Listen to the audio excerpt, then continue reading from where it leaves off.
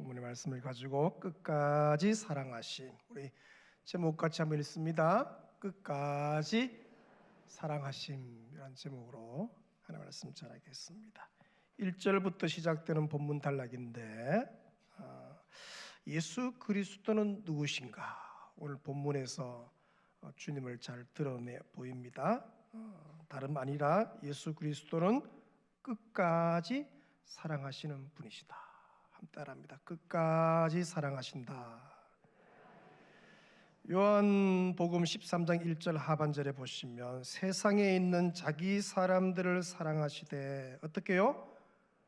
끝까지 사랑하시니라. 우리 주님은 자기 사람들을 사랑하시되 끝까지 사랑하신다.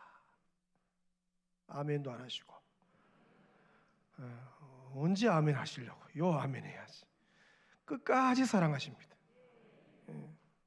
절대로 중간에 사랑하는 것을 멈추시지 않으세요. 요 아멘 해야지. 언제 아멘 하시려고? 절대로 사랑을 포기하지 않았습니다. 아무리 내가 저 깊은 산골에 숨어 있어도 주의 사랑이 나를 찾아냅니다. 그리고 나를 회복시키셔요. 아무리 실망스럽고 아무리 죽을 죄를 지었다 할지라도 예수님은 자기 사람을 포기하지 않으세요. 예수님은 더 이상 얼굴을 둘 수 없을 만큼 우리 삶이 부끄러울 때, 그럴 때 있잖아요. 이래 들어가서 예배는 드릴 수 있겠나? 너무 한 주간의 삶이 엉망이고, 그죠? 직분에 맞는 삶도 못 살고 제자의 길을 따라간다 하는데 세상 길 갖고 너무 부끄러워, 너무 송구해, 얼굴을 못 들겠어. 그럴 때도 우리 주님이 오셔서 괜찮아, 따라합니다. 괜찮아. 여러분을 너무 과대하게 그렇게 신뢰하지 마세요. 그 인간이란 게요 다 죄인입니다. 고만합니다. 우리가 잘 살면 얼마나 잘 살고 거룩하면 얼마나 거룩하다고요. 나 스스로에 대해서 너무 실망해서 더 이상 나에게 기회를 줄 용기가 나지 않을 때도 예수님은 오셔서 너에게 다시 기회를 줘라. 무한히 기회를 주라고 말씀하시죠. 난 이제 정말로 끝이구나 싶은데 예수님은 오셔서 또 어떻게? 아니다, 일어서라, 다시 달려가라. 기회를 주시는 줄로 믿습니다. 요한복음 8장에 보니까 현장에서 간음하다가 잡혀온 여인이 등장하는데 이 여인은 현행범이죠. 모세율법에 의하면 간음한 현행범은 공동체의 성결, 거룩을 위해서 돌로 쳐서 죽여야 돼요. 그게 법이에요. 그때 예수님께서 현행범 여인을 잡아온 서기관들, 바리새인들에게 이렇게 얘기합니다. 7절 하반절에 보시면 너희 중에 죄 없는 자가 먼저 돌로 치라. 죄 없는 자가 어디 있어요? 가만히 생각하면서 이 사람들이 다 어떻게요? 하나 둘씩 떠나갑니다. 마지막에 딱 둘 남아요. 그 현행범 여인과 예수님 둘 남는데 그때 예수님이 그 여인에게, 그 죄인에게 이렇게 얘기합니다. 예수께서 일어나사 여자 외에 아무도 없는 것을 보시고 이르시되 여자여 너를 고발하던 그들이 어디 있느냐? 너를 정죄한 자가 없느냐? 대답하되 주여 없나이다. 같이 읽습니다. 예수께서 이르시되 나도 너를 정죄하지 아니하노니 가서 다시는 죄를 범하지 말라 하시니라. 이게 우리 주님이세요. 현장에서 간음하다가 잡혀온 이 여인은 생각합니다. 이제 끝이다. 실제로 끝입니다. 바리새인과 서기관들에게 끌려오면서 이제 가면은 뭡니까? 돌에 맞아 죽는 거예요. 그게 율법이에요. 법이에요. 법은 더 이상 이 여인에게 기회를 주지 않습니다. 끝입니다. 진짜 마지막이고 끝이죠. 근데 여러분, 다시는 기회가 없는 이 여인이 예수님을 만나죠. 예수님이 그에게 오셔서 다시 기회를 주시죠. 나도 너를 정죄하지 아니하노니. 아멘. 따라합니다. 나도 너를 정죄하지 아니하노니. 주님이 우리에게 하시는 말씀이에요. 사탄은 아니죠. 정죄하죠. 에이고 봐라. 네가 뭐라고? 네가 집사가, 심지어 네가 목사가 한 주간의 삶을 보라고 얼마나 정죄하는지. 오늘 교회 가지 마라. 집에 누워 자라. 그냥 가서 뭐 네 예배 받겠나 하나님. 아이고 삶이 그런데 뭘 사탄이 그렇게 정죄하냐. 여러분 절대로 기죽지 마세요. 왜? 주님께서 말씀하세요. 나도 너를 정죄하지 않는데요. 왜? 주님이 십자가에서 그걸 다 해결하셨잖아요. 그리고 부활하셨어요.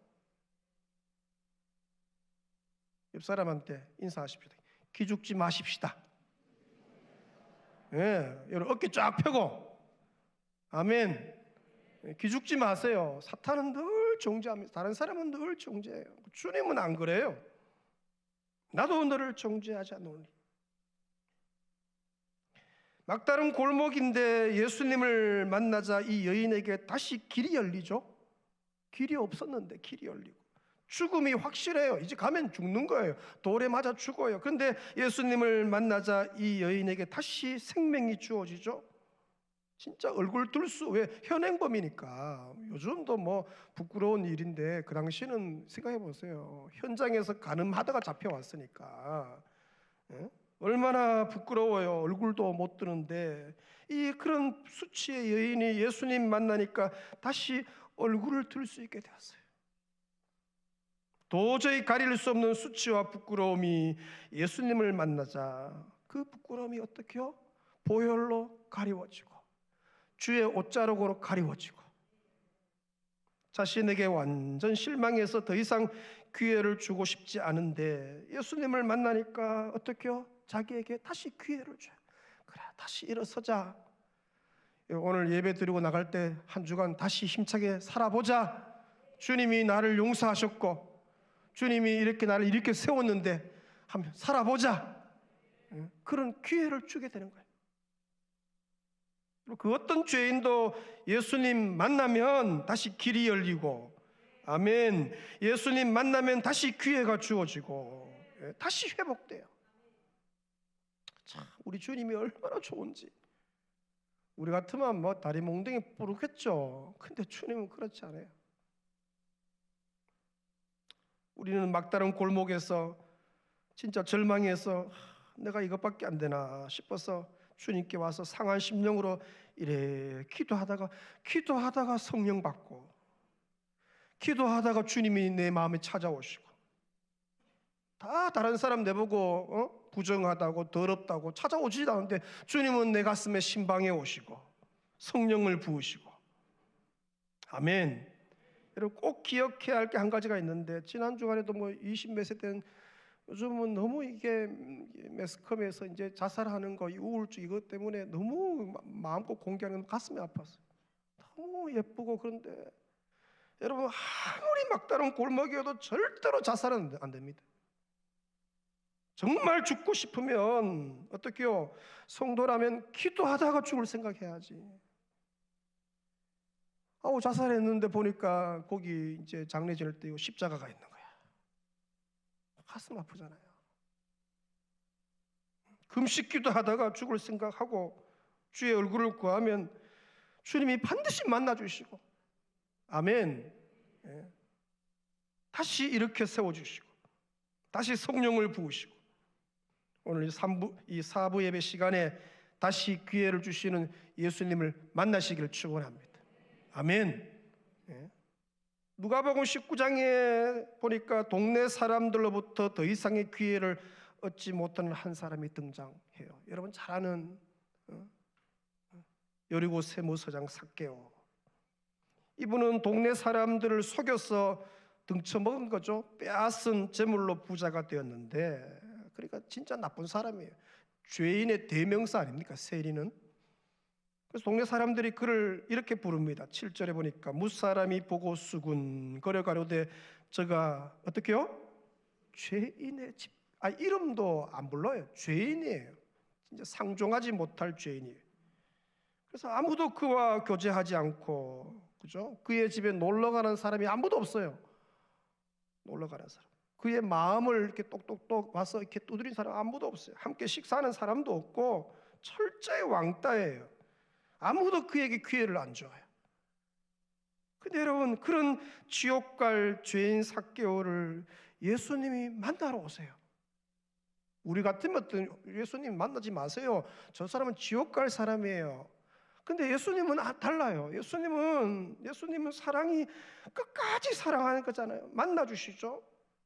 실제로는 여러분, 예수님이 예루살렘을 갈 때 그냥 가면 되는데 일부러 이 삭개오 때문에 여러분 그 스케줄을 이렇게 지도를 변경해서 들러 지나가시잖아요. 일부러 삭개오 때문에, 삭개오 만나기 위해서 일부러 여리고에 들리죠. 아무도 눈길을 주지 않는 죄인 삭개오에게 주의 눈길을 줘요. 그리고 이름 불러요. 삭개오야. 한번 따라합니다. 삭개오야. 자기 이름 시작. 성이라. 성이라 하면 안 되고 자기 이름을 불러야지. 시작 성이라. 주님 부르신 거예요. 여리고 사람들은 삭개오의 이름 안 불러요, 그죠? 그냥 죄인, 그렇게 죄인의 집 그렇게 말해요. 근데 예수님은 그의 이름을 부르죠. 이름 부른다는 말은 뭡니까? 인격적으로 대한 있는 모습 그대로 받아들이 수용한다 그 뜻이죠.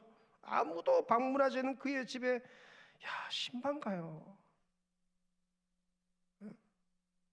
누가 이 사람에게 눈길을 주겠어요? 이 집에 누가 놀러 가겠어요? 아무도 안 가는데 신방, 예수님은 신방 가요.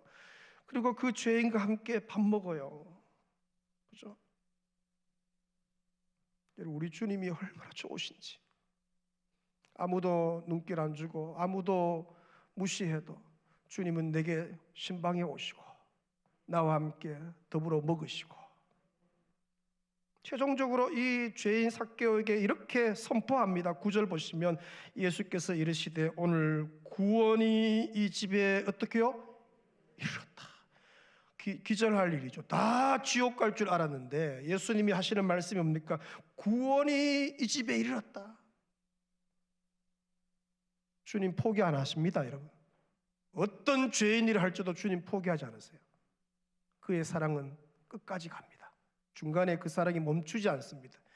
아버지의 사랑은 끝까지 추적해서 찾아냅니다. 이렇게 세웁니다.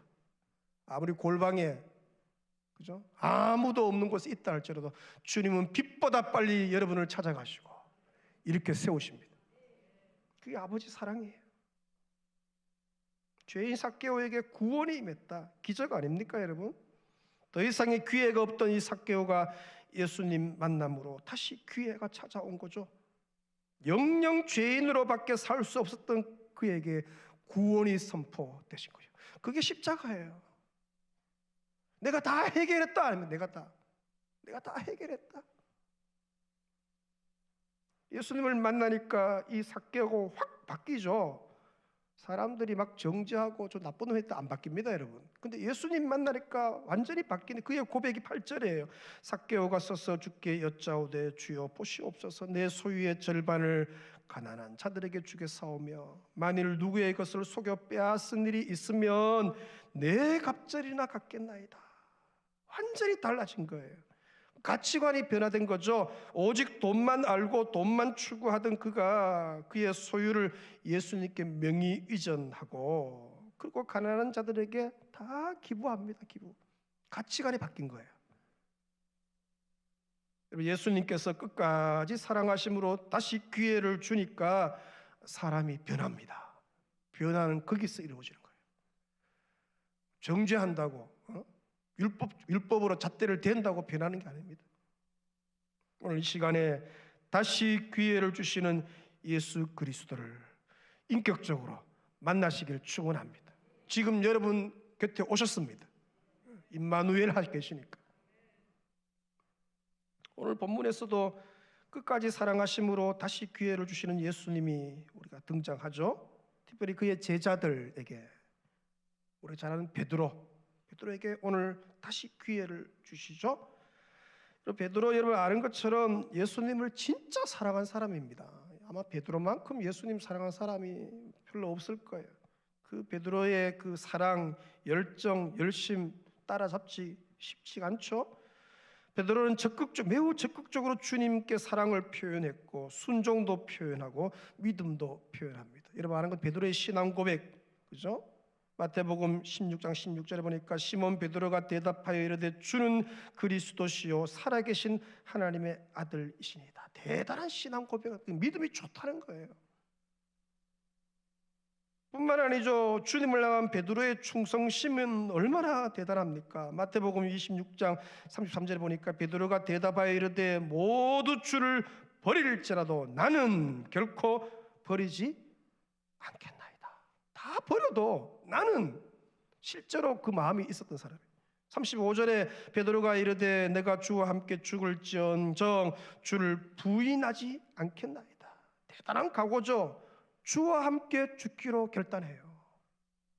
믿음, 헌신, 충성도, 주를 향한 사랑이 대단한 사람입니다. 이런 베드로가 없어요. 근데 여러분, 그랬던 베드로가 예수님께서 잡히시는 새벽에 여러분 예수를 부인하는데, 이거는 뭐 상상할 수 없을 만큼 엄청난 이제 부인을 하잖아요. 마태복음 26장 72절에 보니까 베드로가 맹세하고 또 부인하여 이르되 나는 그 사람을 알지 못하노라. 자, 그죠? 어떻게 이런 말 할 수 있을까? 3년 동안 매일 살 부대끼면서 같이 산 사람 아니에요? 매일 밥 먹고. 74절에 보니까 그가 저주하며 맹세하여 이르되, 여러분 저주합니다. 그것도 맹세하여 이르되 나는 그 사람을 알지 못하노라 하니 곧 닭이 울더라. 그렇게 예수님 사랑하고 예수님을 믿고 최고의 신앙 고백을 한 베드로인데, 모두가 주님을 버려도 자기는 절대로 주님을 버리지 않겠다고, 주님과 함께 죽을지언정 나는 결코 주를 부인하지 않겠다고 말한 건데, 그랬던 베드로가 여러분 3번이나 주님을 부인하고 맹세하고 부인하고 저주하며 맹세하며 부인했다. 철저하게 예수님을 부인해요. 사실 우리의 삶 아닙니까? 우리의 모습 아닙니까, 여러분? 주일날 와서 사랑 고백하고 나는 주님께 붙어있어 막 하는데, 딱 나가서 우리의 삶에 던져졌을 때 우리의 삶에서 주님을 부인해요.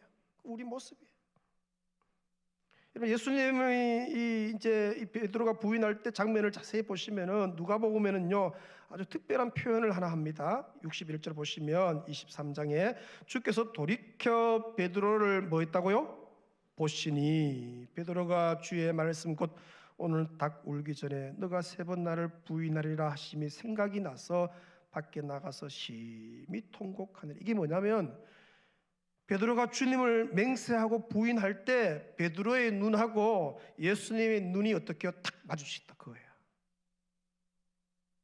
여러분 그거 아십니까? 막 죄를 짓고 있는데 주님이 나를 이래 보고 있는데 내 눈하고 주님 눈하고 딱 마주친 적이 있습니까? 저는 그런 적이 있거든요. 제가 팍 고개를 숙였어요. 고개 숙인다가 안 보이나? 뭐 주님 다 보시나? 그 장면입니다. 베드로의 눈하고 예수님 눈하고 딱 마주치는 거예요. 이런 베드로, 그죠? 이런 베드로 무슨 낯짝으로 주님 뵙겠어요? 뭐 사명의 길 걷는다, 이게 너무 자기가 그랬는데 도저히 그걸 감당할 자신이 없어요. 그래서 어떻게 제자 6명과 함께 이제 고향으로 돌아와서 밤새 고기를 잡는데, 사실 주님이 부활하신 후에 이 디베라 바다, 갈릴리 호수죠, 제자들을 미리 만날 것을 미리 얘기했죠. 마태복음 28장 7절에 또 빨리 가서 그의 제자들에게 이르되 그가 죽은 자 가운데서 살아나셨고 너희보다 먼저 갈릴리로 가시나니 거기서 너희가 어떻게요? 배우리라. 만나겠다. 그렇게 얘기하고, 베드로가 이제 제자들이 알고 있는 거죠. 아, 주님이 미리 오셔서 이렇게 만나겠다 했는데 언제 오실지 모르겠지만 느낌이 그런 거예요. 곧 만나게 되는 그런 앞두고 있는데, 그때 이제 베드로의 심정을 한번 생각해 보세요. 야, 이거 어떻게 만나겠어요, 주님을? 그죠? 무슨 낯짝으로 주님 얼굴을 뵙고 뭐 입이 100개라도 무슨 할 말이 있겠어요. 그죠? 오만 이제 미묘한 감정 가지고, 그런데 고기는 안 잡히고 뭐 그런 마음이에요. 자, 그런데 여러분 9절 보시면 9절 한번 보세요. 주님의 마음이 어떤지를 얘기합니다. 자, 9절 육지에 올라보니 숯불이 있는데 그 위에 생선이 놓였고 떡도 있더라. 육지에 올라보니까 따뜻한 숯불, 새벽에 춥잖아요. 따뜻한 숯불이 피워져 있고 그 위에 생선이 놓여져 있고, 그죠? 또 떡도 준비되어 있고. 그러니까 밤새도록 일해서 허기진 제자들을 위해 예수님이 미리 와서 어떻게요? 불 지피고 조식을 준비해 놨어요. 제가 청년사회 갈 때는 이 본문 가지고 셰퍼 예수 그리스도 그렇게 했어요. 좀 멋있지 않나요? 청년들이니까. 예수님이 셰퍼 출신인 거 아시죠? 일일 셰퍼. 조식을 준비해 놓으신 거예요. 깜짝 놀라죠. 회초리 들고 오시고 몽둥이 들고 오실 줄 알았는데, 그렇죠? 주님은 안 그래요, 여러분. 그때 제자들의 귀에 아주 익숙한 부드럽고 따뜻한 음성이 들리죠. 그게 12절 같이 읽습니다. 예수께서 이르시되 와서 조반을 먹어라. 와서 조반을 먹어라. 한마디로 뭡니까? 따라합니다. 밥 먹자. 따라합니다. 밥 먹자. 야, 여러분, 밥 먹자면 끝난 거예요. 주님의 마음을 얘기하는 거예요. 우리는 혼날 줄 알고 가면은 뭡니까? 두드러 맞을 줄 알고 정죄당할 줄 알고 갔는데 주님 안 그러세요. 내가 다 해결해 놓았다. 십자가를 봐라. 내가 너 대신, 너의 허물 대신 내가 다 해결해 놓았다. 다 이루었다. 그게 뭡니까? 테텔레스타이라는 뜻인데 값을 지불하고 샀다는 거, 다 해결해 놓았다는 거. 밥 먹자. 철저히 자신을 배반하고 떠나가 버린 제자들을 향한 주님의 마음. 오늘도 주님 오셔서 이렇게 말씀하셔요. 함께, 너와 나와 함께, 너가 내 안에서 먹고 내가 너 안에서 먹고. 한 번 택한 사람은 우리 주님께서 끝까지 사랑하십니다. 절대로 포기하지 않으시고 사랑을 거두지 않으시고. 내가 아무리 주님 손 놔도요, 여러분, 주님은 내 손 놓은 적이 없습니다, 여러분. 그렇잖아요. 딱 이렇게 손 잡고 있는데 내가 아무리 놔도 주님은 나를 끝까지 붙들고 있는 거예요. 포기하지 않습니다. 포기할 수 없습니다, 여러분. 왜? 값을 지불하고 샀기 때문에 너는 내 것이라. 저와 여러분은 주의 것입니다. 주님이 포기하지 않으십니다, 여러분. 다시 일으켜 세우실 것이고 다시 연단하여 거룩의 길 가게 하시고 주님 닮게 하실 줄로 믿습니다. 초반을 먹은 후에 예수님이 배신자 이 시몬 베드로에게 묻죠. 요한의 아들 시몬아, 너가 나를 사랑하느냐? 3번 연속해서 묻죠. 요한의 아들 시몬아, 네가 나를 사랑하느냐? 여러분, 예수님은 베드로에게 자신을 철저히 부인한 그날 새벽의 일을 묻는 게 아닙니다, 여러분. 예수님은 베드로가에게 어떻게요? 그날 자신을 철저히 부인한 그날 새벽의 일을, 저주하고 맹세한 그 일을 결코 떠올리게 하지 않죠. 대신에 주님은 베드로에게 한 가지만 요구하죠. 물어요. 나를 사랑하느냐? 만약에 주님이 다른 걸 물었다면, 베드로에게 물었다면 베드로가 무슨 할 말이 있겠어요? 주님은 베드로에게 그가 유일하게 대답할 수 있는 거 딱 물어요. 네가 나를 사랑하느냐? 참, 이 질문이 기가 막힌 질문이에요. 오늘도 주님이 아무것도 안 묻습니다. 오늘도 저와 여러분에게 딱 한 가지 물어요. 네가 나를 사랑하느냐? 여러분, 아무리 베드로가 주님을 부인해서 연약해서 부인했다 할지라도 한 가지 확실한 게 있습니다. 그것은 그의 안에 여전히 주님을 사랑하는 마음이 있는 거예요. 여러분, 사랑해도 부인할 수 있습니다. 왜? 연약하기 때문에 부인한 거예요. 사랑하는 거하고는 별개의 문제입니다. 베드로는 지금도 여전히 주님을 그 누구보다도 사랑하고 있는 거예요. 그래서 그가 고백하는 거지. 이렇게 고백합니다.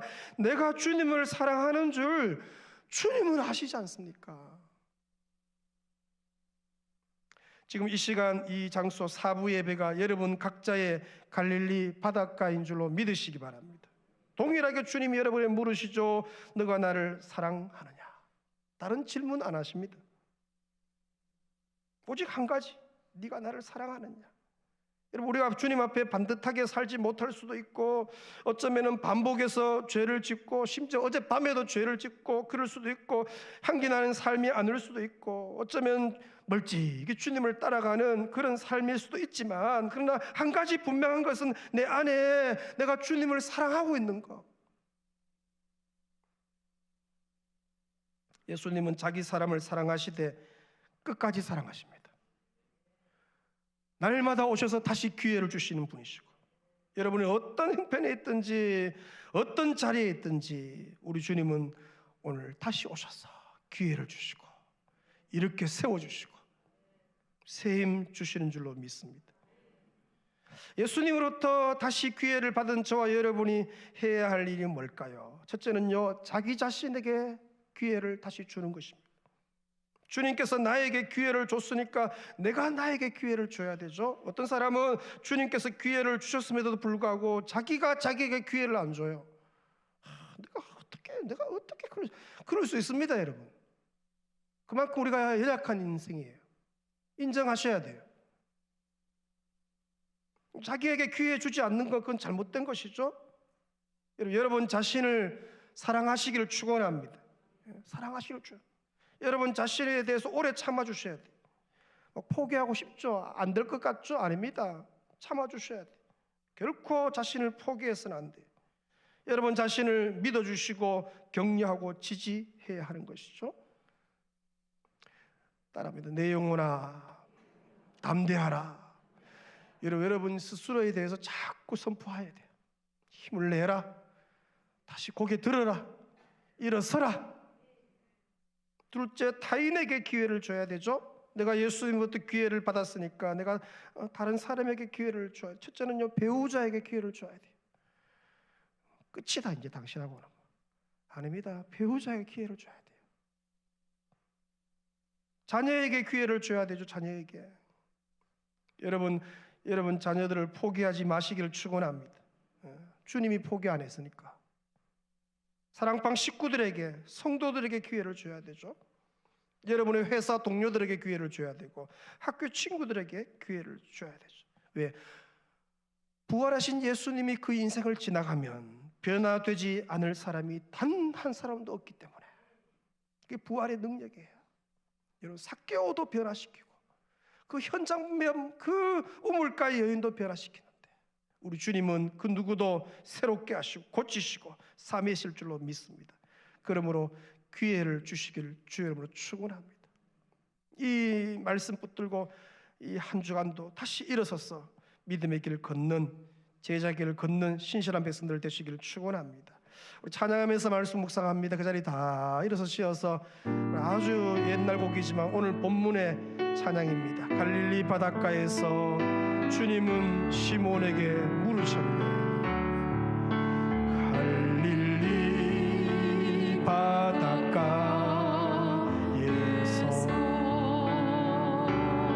주님은 시몬에게 물으셨네.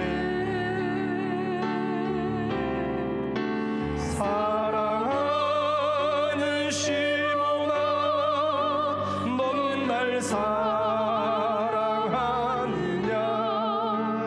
오 주님, 당신만이 아십니다. 갈릴리 바닷가에서, 갈릴리 바닷가, 주님은 시몬에게 물으셨네. 주님은 시몬에게 물으셨네.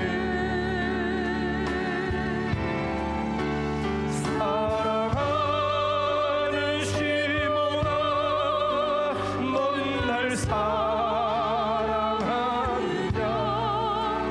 오 주님, 당신만이 아십니다.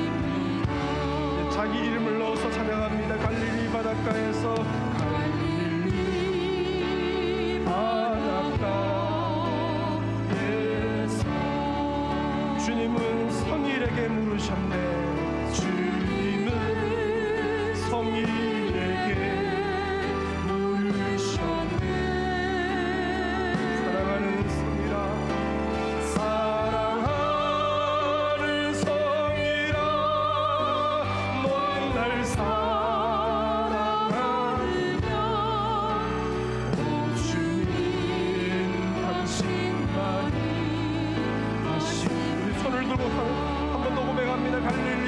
강가에서 바닷가에 주님은 자기 이름 넣어서 성인에게 물으셨네. 성인에게 물으셨네. 큰 소리로 자기 이름 부릅니다. 사랑하는 성인아, 넌 날 사랑하느냐. 주님 당신만이 아십니다. 오 주님 당신만이 아십니다. 주님 당신만이 아십니다. 우리 하나님의 사랑은 포기가 없습니다. 끝까지 추적해서 여러분을 일으키시고, 여러분 주님이 십자가에서 다 해결해 놓으셨습니다. 여러분 주님의 십자가를 바라보십시오. 다시 일어서셔서 힘차게 달려가시길 축원합니다. 말씀 붙들고 이 3분 기도하며 나아갑니다. 아버지 하나님 감사합니다. 은혜를 주시니 감사합니다. 다시 일으켜 세워주시니 감사합니다.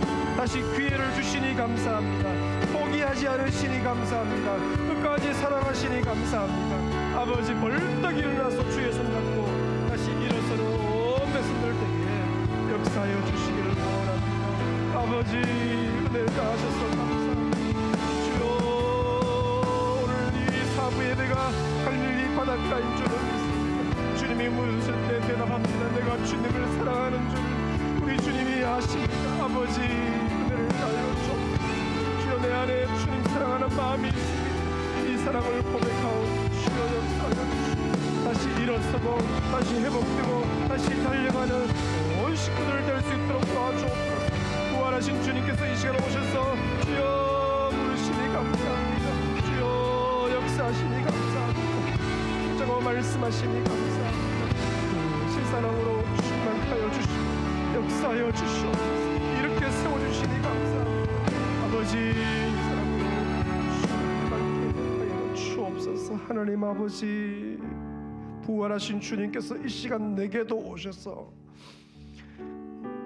나를 사랑하느냐 물으시니 주께 이 시간 믿음으로 대답합니다. 내가 주님을 사랑하는 줄 주님께서 아십니다.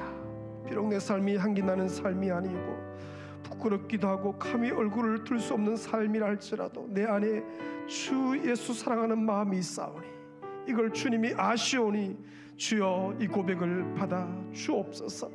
이 시간 보혈로 깨끗하게 이미 씻겨주신 줄로 믿습니다. 괜찮다고 말씀하시니 감사합니다. 단 한 번도 포기하지 않았다고 말씀하시니 감사합니다. 고개를 들으라고 말씀하시니 감사합니다. 이제 주님 손잡고 힘차게 또 한 주간 삶을 잘 살아내게 은혜 더하여 주옵소서. 아무리 원수 마귀가 주여 정죄한다 할지라도 주님께서 이 시간 말씀하십니다. 나는 너를 정죄하지 아니하노니 그 십자가 바라보고 믿음으로 승리하는 온 백성들 되게 하여 주시옵소서. 예수님의 이름으로 기도 올리옵나이다. 아멘. 지금은 우리 주 예수 그리스도의 크신 은혜와 아버지 하나님의 놀라우신 사랑과 성령의 위로 감동 교통 역사하심이 내가 주님을 사랑하는 줄을 우리 주님께서 아십니다. 이 고백 들으시고 다시 일으켜 세워주시는 주님 만나서 이번 한 주간도 힘차게 전진하기를 소원하는 모든 백성들 머리 위에 자녀손들 위에 영원토록 충만히 있을지어다. 아멘.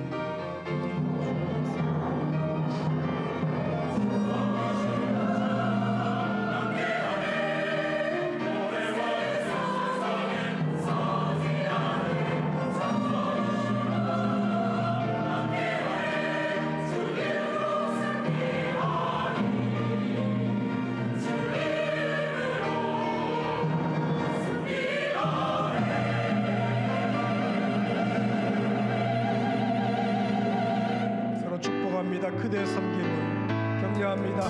그대 섬김은 아름다운 찬송, 그대 헌신은